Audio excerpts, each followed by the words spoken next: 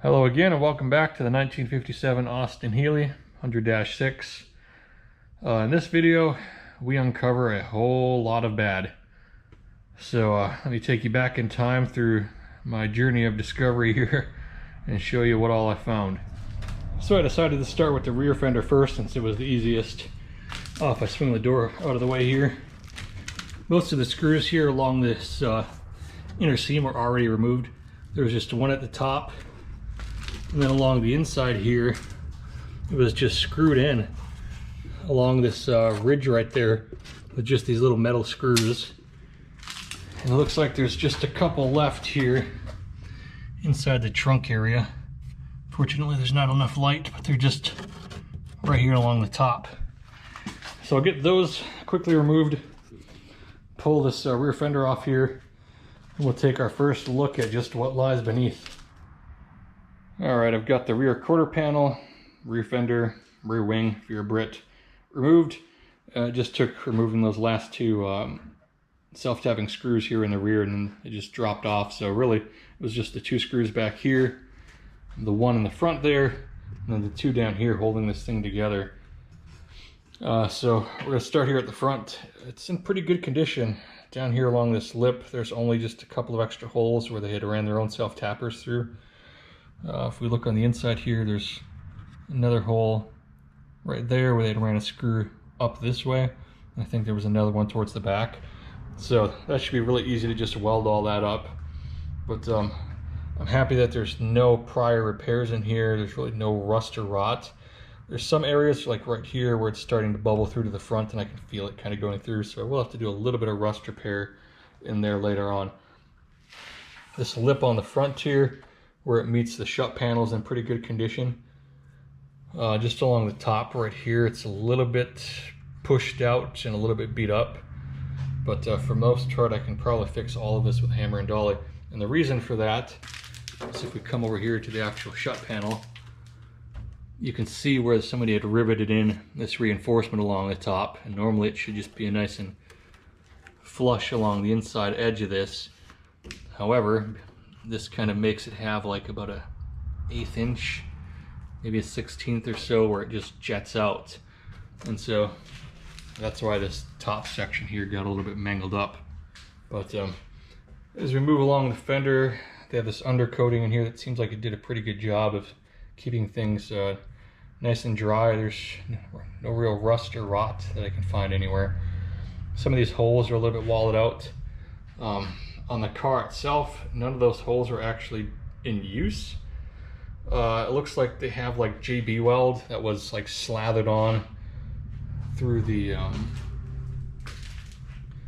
shroud here.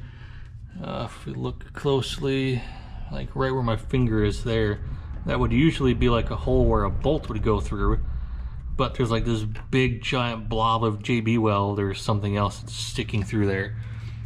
And if we look through here, it's just nothing there. So it's like they just lathered it on from that side along the shroud, and it just filled up where these things would usually be bolted in place.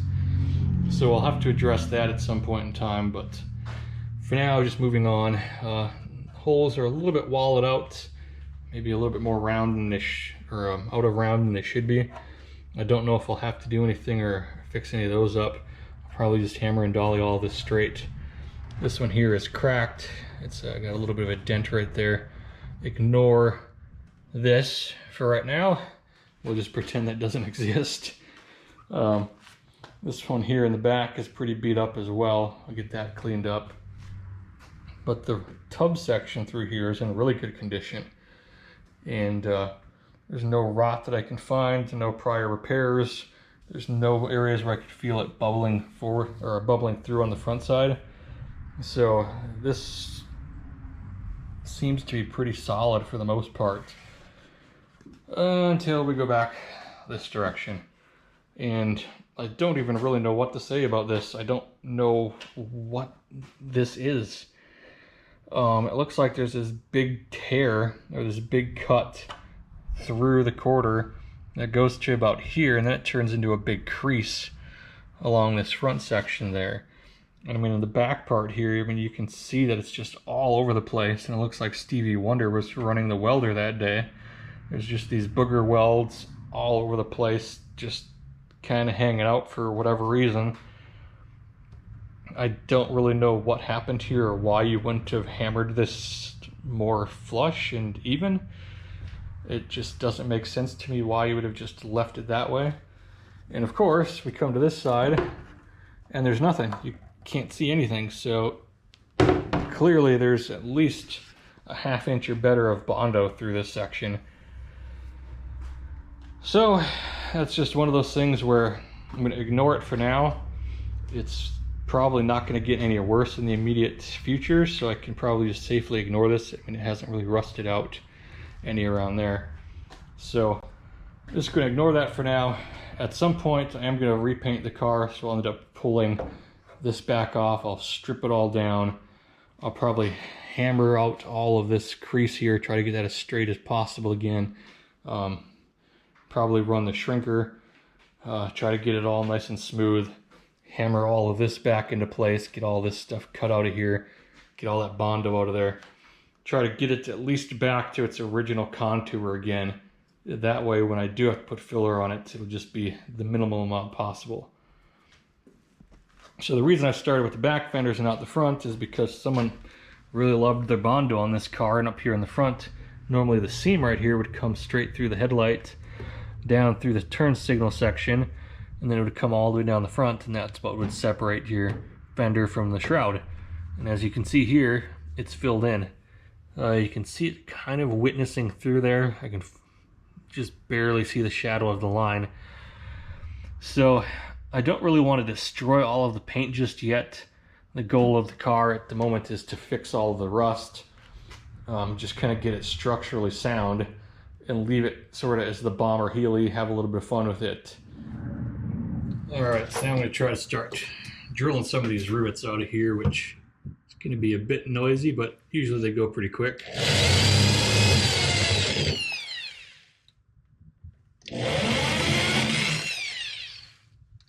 Head of that one basically just disintegrated on me.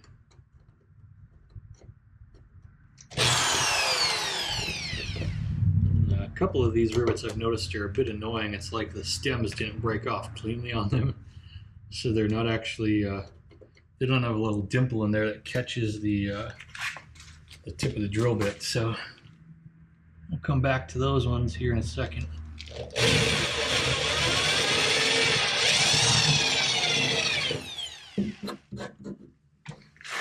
So I'm not drilling them too terribly deep. I'm just trying to get the heads of them off enough so when if I stick something behind there, they'll just pop free.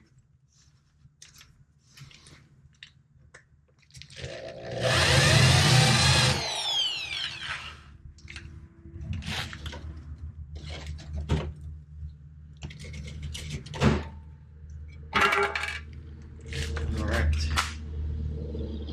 So yeah, this corner here is pretty mangled up. That goes into the wheel tub section. I'll bring you up here in a second and show you a little bit closer, but it goes into the wheel tub in the front. Definitely includes this section in the back that kind of comes down. And then this is the inner trunk floor section where it meets underneath, I believe. This might actually be the top portion of the box.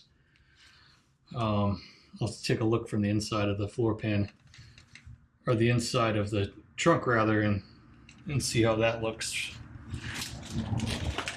So keep drilling these out here.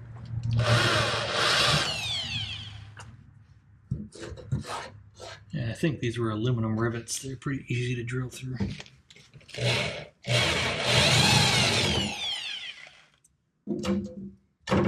Seems like there's another one on the back side where the wheel is for that one. So I'll probably get the death wheel in here and cut that one out.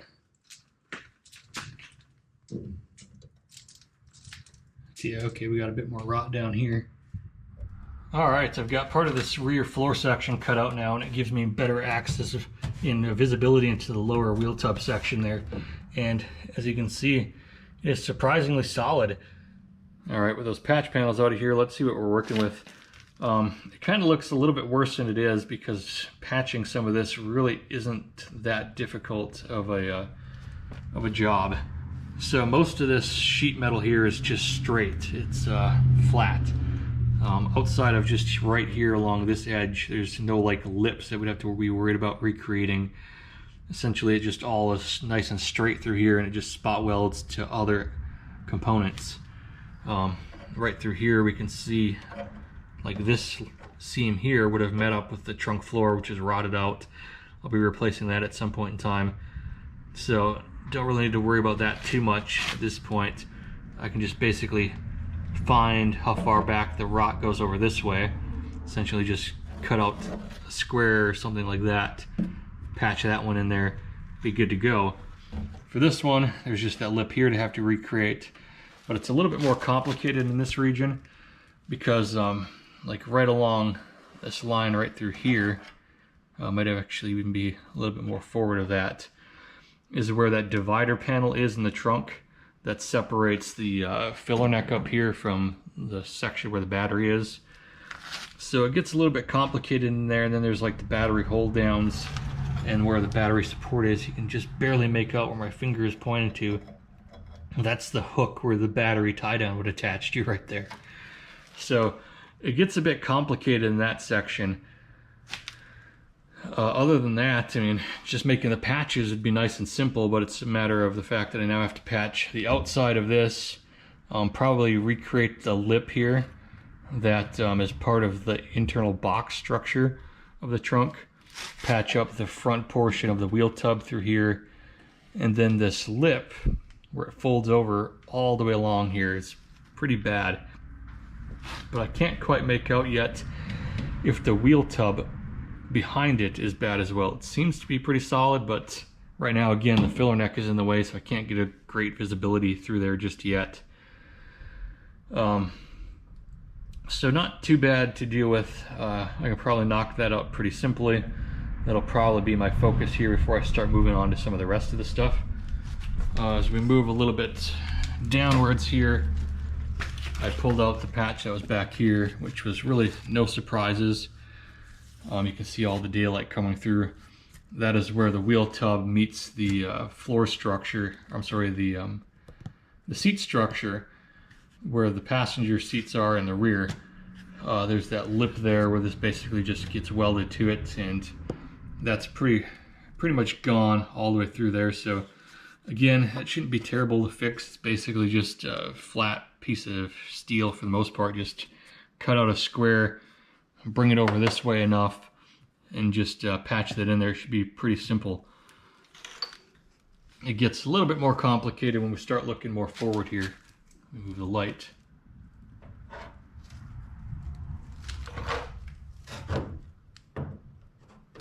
There we go. That gives a little bit better view. So there's quite a bit of patching to do here in the wheel tub all the way along this top edge, probably all the way down to the bottom. I haven't gotten these patches removed just yet because I'll have to pull the tire off to get all the rivets there. And this part of the wheel tub's a little bit more complex than some of the others. This edge here is a little bit in the way, but there's this indentation where it's pushed back slightly, and the edge is actually up here. But you can see how it's pitted, and there's all this scale all the way back to the flat part. So I'd have to replace all of this, kind of recreate this dip through there and follow that portion down. So there's quite a bit on that wheel tub to have to patch. Of course, I do have to replace like this entire inner wing assembly here, because all of this is just patch panel right here. It's all rotted out behind there. There's pretty much nothing behind there except the patches on the other side. So I do have the partial replacement piece that just comes from here, goes up, and probably comes to like right around this region here. So I'm on the fence at the moment on whether or not I just want to buy the entire piece and just do it correctly, not have to really worry about patching this stuff up. If that's the case, then I'm gonna have to wait a bit until parts come in. If I do that, if I do buy the entire assembly, I then might as well just get to the pre-made wheel tubs. Now they do look a bit different. They say that all the wheel tubs are the same for like the BN4s all the way up, but there are some nuances on these early Longbridge cars, and that is like right here, there's the two little spots which would go for your tonneau cover. It would just bolt in right here, and then it would just kind of have the little stud stick up there. There's this mounting bracket here where the panel that would usually come along right here on the early Longbridge cars attaches through right there, but I should be able to move that to the new wheel tub. On the newer tubs as well, right up here in this section, slightly different, and that's probably the most significant difference. It's like they have a section right here that's indented slightly for seat belts, and that's not a terrible idea on this. I would like to have the 3-point seat belts, so I may just be perfectly fine going that route and getting those wheel tubs, since it'll have that structure there for the seat belts already. And I'd like to have the shoulder belt on these, just because there's not much to these cars clearly, so it'd be nice to have just that little additional safety factor. The drama continues here on the Healey. Ended up having to pull the door off because I couldn't get the screws out that hold the fender in place. There's a whole bunch of them, not a single one of them would come out of there, so I started trying to drill them, and they did not want to drill. They're extremely strong, whatever the hell they are. So then I start trying to remove the door. Of course, those don't want to come out, so I had to drill those out, but those were easier to drill. So the door's off, the fender's still in place. I got to come back through here and try to grind those down. But if we come over here to the door, now that we've got it removed, we can take a look at this. It's all really nice and solid here along the bottom pinch. For the most part, all the way around, it's really nice and solid. It's just a little bit of scale, but there's no holes, no rot, nothing like that. Overall, I think the door is in really good shape. But the story continues from earlier.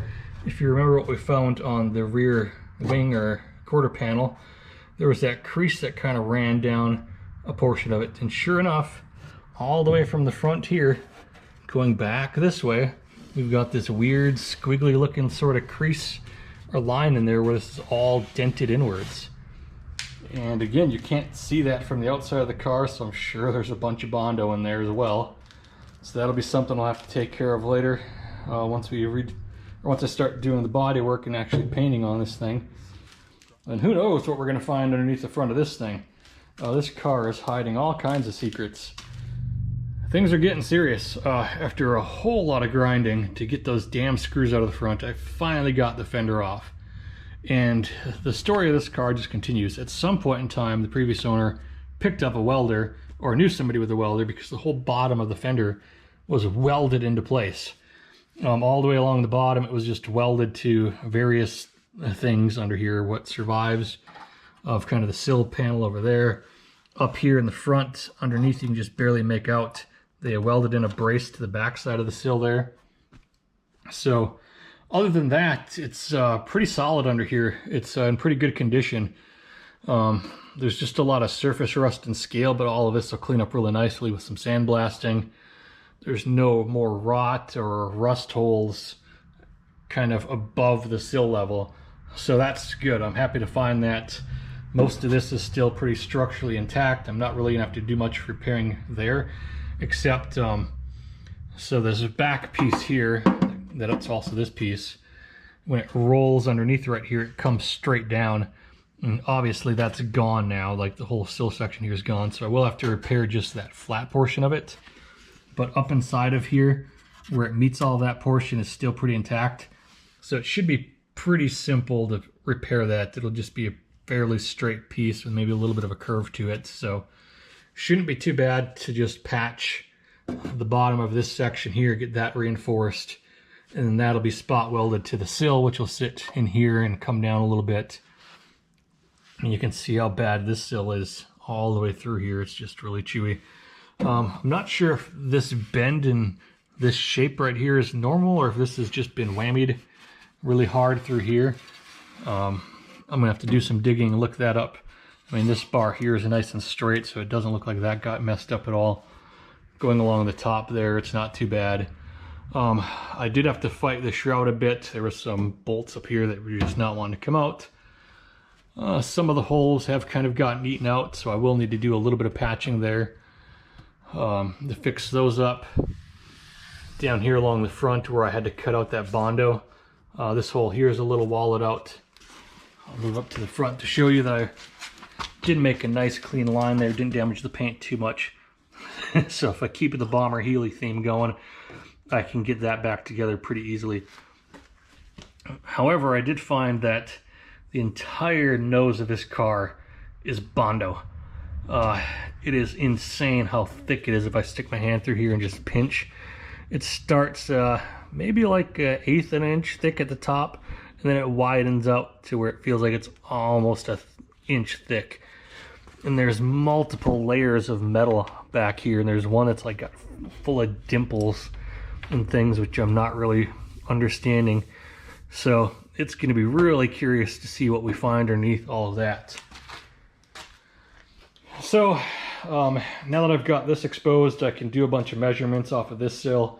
I can use that to then construct my new sills to make sure that I've got the right length, that I've got the right depth right here. Even though this one's pretty rotted, it's going to be hard to really figure out what that depth is supposed to be. So I'm going to go take you over to the new sills and show you what I found on those. Alright, so we look at the new sill assembly here. They're in two pieces just like the original. We have the inner piece that's basically just a C-channel, and then the bottom half, it has this little lip that just hangs down. The top one, or the outer, is just a flat sheet with this lip along the top, and then they just basically sandwich together and get stitched along here. At this end though, you can see that the top lip is not quite the same depth as the back. So back here is about correct. It's 1 inch and 35 thousandths. I measured the car and it's 1 inch and 30 thousandths. It'd been nice if they'd have made this lip at the top here the same depth, so this thing would have been square just sitting in here. So now when I assemble all this, I basically spot weld the bottom in a couple of places, clamp it all real nice, and then I have to pull the top up to make sure that it stays square. The other issue is that it's not quite the same length. You can see that it overhangs here probably about 1/4 of an inch. And so I need to do measurements on the original, or what's left of the original, to try to determine which side to trim. Because depending upon which side you trim, because there's this angle built into it here, that's going to impact the depth of the sill as it goes along here. In the front, I did measure the inside of this, and if I jammed 1 inch square tubing, it would make the entire sill right around like 1 inch and 145 thousandths, somewhere around there, which might be a bit too wide. I'm gonna have to do a little bit more research on that to see if I can get away with it. I believe these are 16 gauge. They're supposed to be uprated. It comes out to be like 1.5 millimeter is what it said when I ordered them. That's about what it ends up measuring out to. I've heard that the Kilmartin ones are actually thicker than this, and they might be built a little bit better. Like this lip here on the inner one is quite deep. It's quite long, but then the lip on the underside, where the outer one is, it's actually kind of shallow. It like only comes to about here. I would have expected that they'd be about the same. So I'm assuming once everything's in place, that you'd probably just come through and trim this. But I'm not quite sure. I'll have to look and see once it's kind of just temporarily mocked up into place. So that's probably going to do it for this video. I've got a lot of decisions to make. I've got a lot of measuring and things like that to do. I've made such a mess that I want to just get the shop cleaned up for now. And then I'll probably do a bit of research, make decisions about if I'm going to keep those sills or go with the Kilmartin sills. I'll probably also then decide what I'm going to do with the back half of the car, whether I'm going to just order the parts, replace the wheel tub and the inner wing assembly just all in one piece, or if I'm just going to patch one together. So again, thanks for watching. Hopefully you've been enjoying the journey of the Austin-Healey here. It is definitely telling a story.